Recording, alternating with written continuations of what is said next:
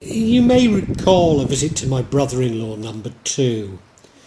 He'd been unwell and is now much better, not least due to the mystical events that my wife experienced in Bangkok, or at least that's what I believe. His home is on the boundary of the Yogyakarta, Jogja and Solo boundary. It's an area that was actually under the control of the Duchy of Mangkunegaran of Solo. And you may recall that I attended his daughter's wedding at his home. Well, she's now had a baby. So this was the occasion that we took the clan out to visit her. Now she seems to have married well and lives in a lovely new house off a reasonably busy road. And that's important because it means that she can run a small shop from her home. As her new home is close to Candi Risan, I really wanted to visit it. Candi is outside a village known as Candi, where we have other relatives. Now, I have to say it's a lovely mature village with old tea combs. Maybe some of them originate with the Dutch, and well-established gardens, which again would indicate to me that maybe the Dutch were there. I suppose you could say it's a little like the Cotswolds, or parts of Suffolk or Kent. But you know, I'm doing a great disservice to my heritage, and that is the area reminds me most of Clun in South Shropshire. I was going to say the last time I visited the village. It isn't. But around 10 years ago, we visited our relatives in the village. And it was Carnival Day, and we got stuck in the most horrendous traffic, with carnival marchers walking past our car and shouting hello to me, you know, in shock that they should see a Westerner visiting their carnival. And I understand that to this day, locals whiten their faces for the carnival in honour of the time of my visit.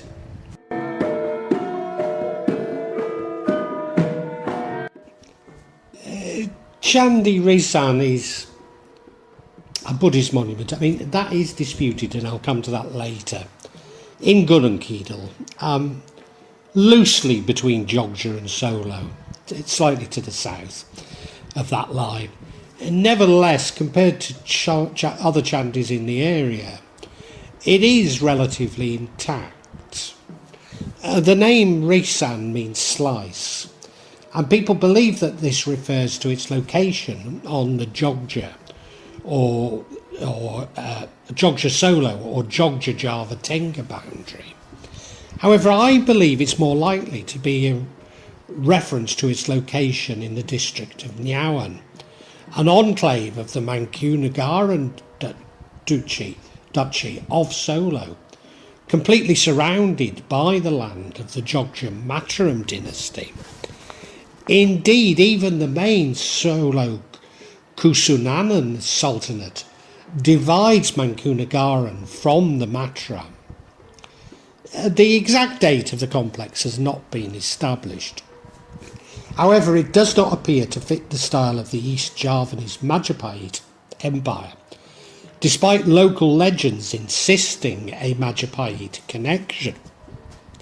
Indeed, it's estimated to be older than Candi Prambanan, which has existed since the 9th century, but maybe not as old as Candi Borobudur, which appears to have had some influence on its design. As Candi Prambanan is an early example of Shaivite devotion, it seems unlikely that Candi Risan has a connection to tantric practices, even though the Avalokitesvara Buddha was used, which was found there, has been used in Shaivite practice.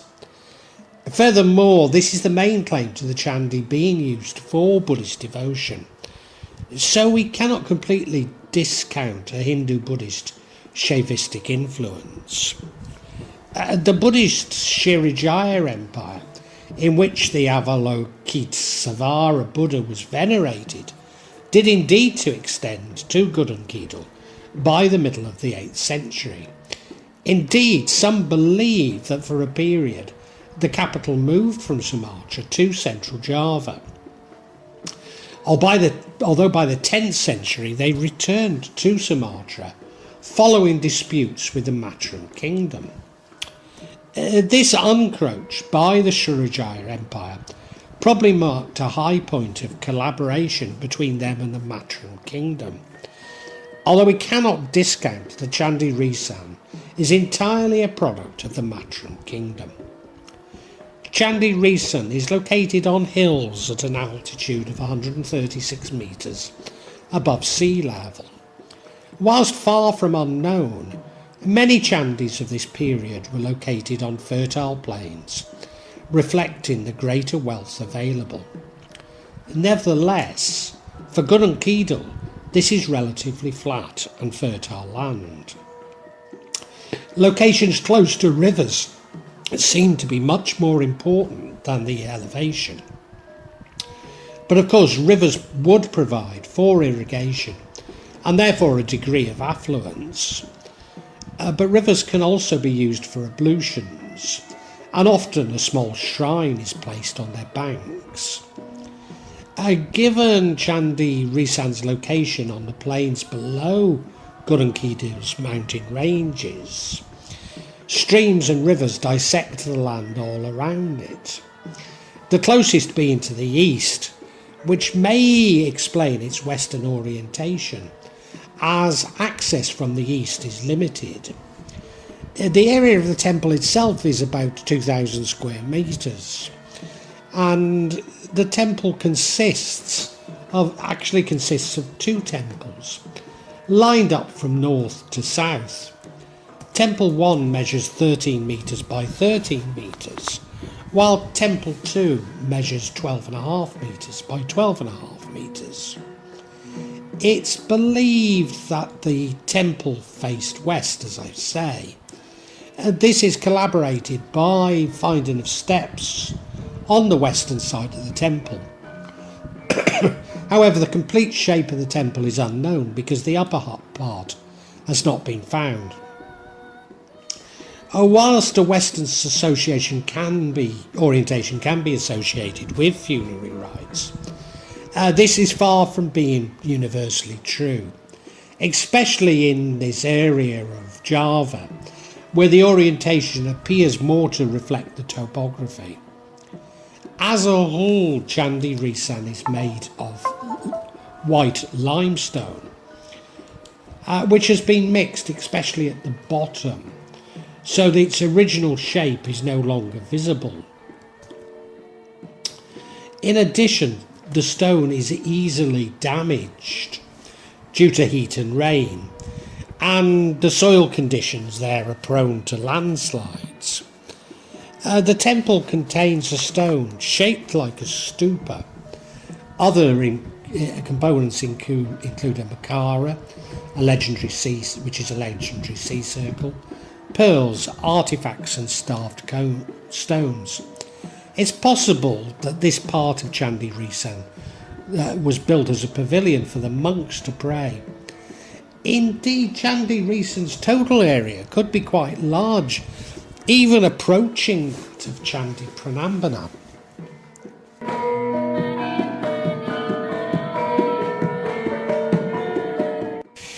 It's said that when the Majapahit Empire was on the verge of collapse, royalty left the palace to flee or exile because they rejected Islam. It's said that the Prabu Brawijaya or Brawijaya the Fifth, who was the last king of the Majapahit, fled to the Gunung Kidul region with his loyal followers. This group of fugitives then spread and separated themselves when they arrived in Gunung Kidul in an attempt to remove traces of their existence from the pursuit of the Islamic army. One of the fleeing figures was named Joko Umbaro. Is said to have arrived at the place that is currently part of Betaro Kidul Hamlet in the Pojon district. At that place, Joko Umbaran changed his name to Betara Katong in an effort to get rid of his traces. The current Joko Umbaran is still believed to be a descendant of King Brawijaya. Indeed, Bharata Katong is the nickname of Jaka Pitutul, alias Radan Akakali, who served as Duke of Poronogo. Whilst Poronogo, it's not that far from Gunung Kidul, but one must pass into the Duchy of Mangkunegaran before crossing into East Java itself. So it is somewhat distinct, not at least due to the difficult topography between the two. Ponorogo is in fact where the Riog lion dance is located in Java. Historic data confirming the escape from the Majapahit kingdom when it was experiencing collapse has never been found. Furthermore, the existence of Prabu Barijaya as the last king of the Majapahit is debated.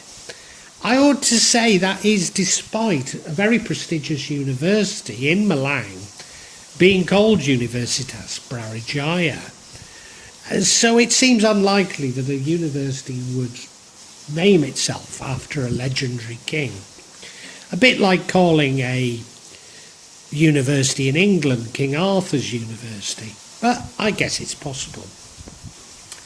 To date, archaeological evidence indicating the presence of Majapahit figures who fled to the Gunung Kidul area have never been found. The only evidence so far is a monument, Watudek, and a Pasiban building. That's somewhere where the king held an audience in Ungobaran. But this evidence also cannot be confirmed as archaeological remains confirming the existence of the Majapahit. And nevertheless, there are chronicles, more or less of the time, that tell of when the Majapahit was attacked by the Islamic armies from Demak. Royal figures and officials who were not willing to accept Islam chose to leave the kingdom and fled to various areas. One of the places used to escape was Gunung Kidul, although it's much more associated with Bali. Historically, the weakening of the Majapahit's power was caused by, well, amongst other things, the existence of internal conflicts within the kingdom and the strengthening of the influence of the Islamic kingdom of Demak.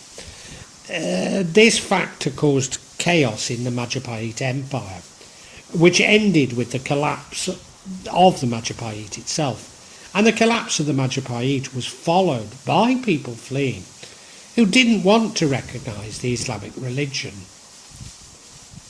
Legends of Majapahit nobles as fugitives in Gunung Kidul could be interpreted as a sort of message to young people in the area that they should be proud of their ancestors because they were descended from the king of the largest empire in the archipelago that ever existed. And of course this is important in somewhere like Gunung Kidul, where the natives are universally derided, largely due to their poverty but also poor education. So it helps to strengthen the cultural identity and legitimacy of the people of Gunung Kidul, despite their poverty, which ensues from the barren landscape. Furthermore, the legend alludes to the mystical and magical, For example, Batara Kantong and Barijaya were said to be moksha, a mystical disappearance, but not death. Whilst the mystical and the magical remain important even today in Gunung Kidul. On Mount Lawu, Barijaya is believed to be moksha. In local folklore, Mount Lawu is believed to be the hiding place of Barijaya V from his pursuit by the Demak troops, finally before Moksha. There he was accompanied by his followers, Sabdo Palon, Deepa Mangala and Wangsa Mangala. Barijaya V was entrusted with ensuring that Deepa Mangala to become Sunan Lawu, who was in charge of guarding Mount Lawu, and Wangsa Mangala to become Kaya Jaka, who served as governor of Sunan Lawu, while Sabdo Palon left Barijaya V and Mosca. Now the Mosca place of Sabdo Palon is known as Puncak Hargo Dumila, and the Mosca place of Barijaya is known as Puncak Hargo Dalam. Therefore, as I suspected, Candi Risan is related to the story of Sabdo Palon and his battle with Sheikh Subakir on Gunung Tidar.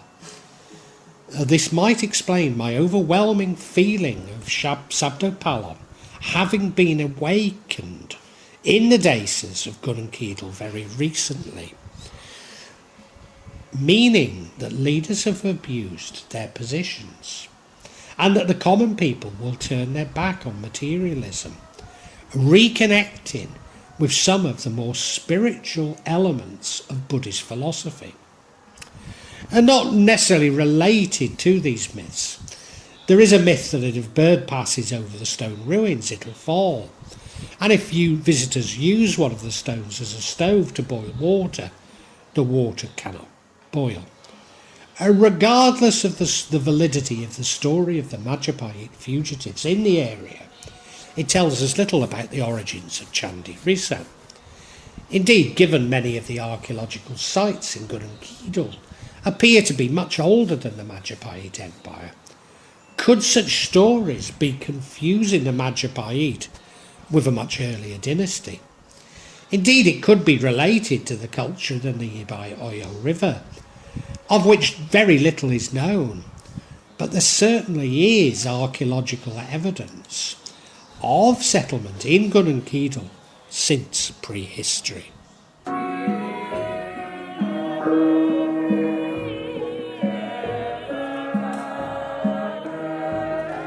Now, as I've said, there was Avalokitesvara Buddha statue found at Candi Risan, and the current one that I've shown is only a copy of this original.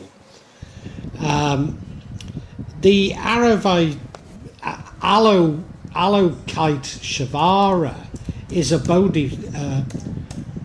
Buddhist Vata who embodies the compassion of all Buddhas and right principle attendant of Amitabha Buddha.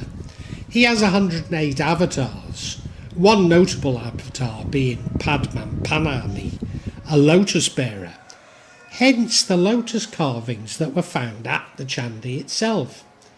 He is variably depicted and portrayed in different cultures as either male or female, and indeed he, particularly in China and other parts of Southeast Asia, he's developed into female depictions of Buddha. A further theory about the name Risan means slicing, and therefore it refers to the destruction of the temple by locals in the 1940s, following a rumour that there was treasure buried there. Whilst the Avalokitesvara statue was found in Singapore in 1984. It is now therefore stored at the Jogja Cultural Heritage Preservation Centre. I have to say, I'm dubious of such stories. You see, organised crime in Indonesia almost always has a strong connection to the authorities or someone in authority. Now, I'm not pointing any fingers. I don't know anything about this story, really. But I'm just expressing my scepticism. And you see, whenever this happens, local people are always blamed. We're always told that they're greedy and stupid. But my experience of the common people of Indonesia is they're anything but greedy or stupid.